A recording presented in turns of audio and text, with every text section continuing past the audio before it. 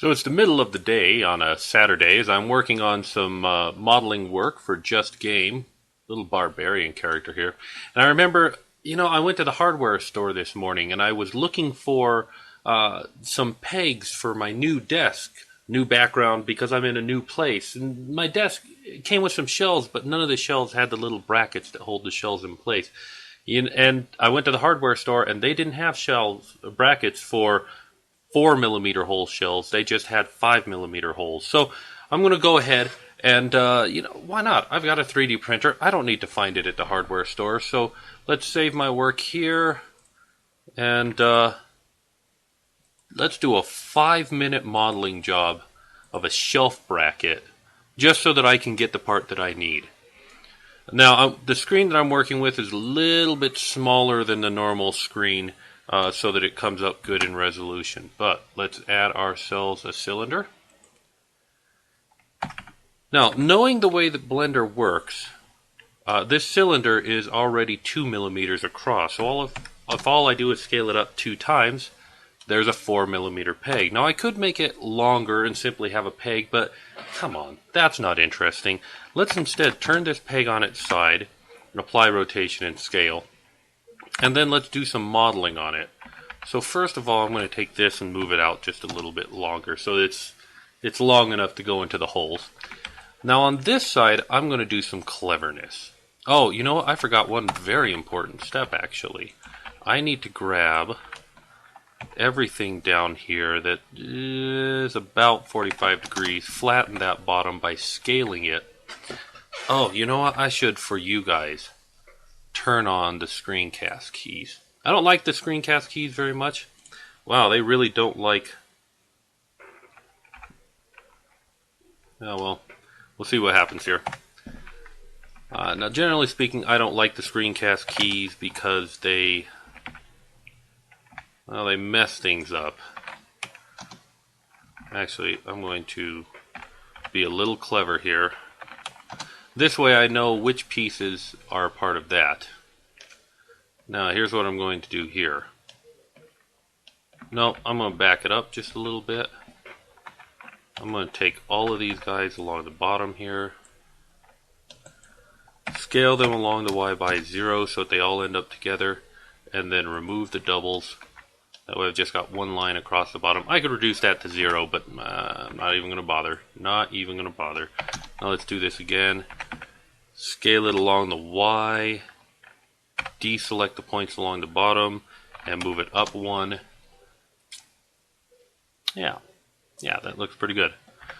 Now I'm going to grab these points and scale them along Z by 0 so that they end up being...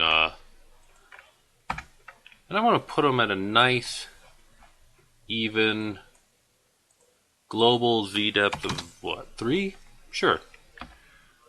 Let's deselect the ones on the edges. Reselect that one. Scale by Y 0. Ooh, I don't like that. I don't like that at all. So instead we're going to go like this. Merge. Now I said to the last, even though it was the first one selected, because things selected with the group select tool like that don't count as first or last. It's a bit odd. In the Y, I want this to be at a nice -3. Oops. Flatten that out by scaling it by 0. And in the Y, this is a +3. So there we go. Since I used merge before, I'll use it again just to clean up those vertices. Looking good so far. Press Alt-click to select... Well, that didn't work. Huh. Well, that's not the way I wanted it to go. That'll work. Alright, let's extrude this out some amount. I should choose like a nice round number. No, 7 and 6. 6. Okay. Oops. Wow, what did I do there? Sometimes fat fingers get in the way. Alright. Z by 1. In fact, I should just move this whole thing up by 1. A, G, Z up by 1. Okay, there it is. Now it's flat to the bottom. And, oh, it's not flat to the bottom. Oh well, close enough. The modeling, or the thing will take care of that for me. I think I might move this up by 1. Just a little bit of fiddling. In fact, I might even go as far as, whoops, scaling these out a little bit. There we go. There I get a nice little shape. Just along the Y, please. Thank you. What's happening here? I'm not sure. It looks like some bad geometry, so I am going to just merge those to the last. Remove all doubles. I don't know if it removed any doubles. Yeah, it removed 1.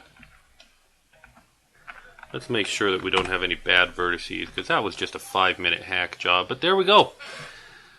There is a peg for hanging your shelf on. 4mm hole. It'll fit right in there. In fact, I've already done this, printed it out. It works great. It doesn't need to be anything fancy, and it took, what, 5 minutes to throw that thing together. So there we go, and I could just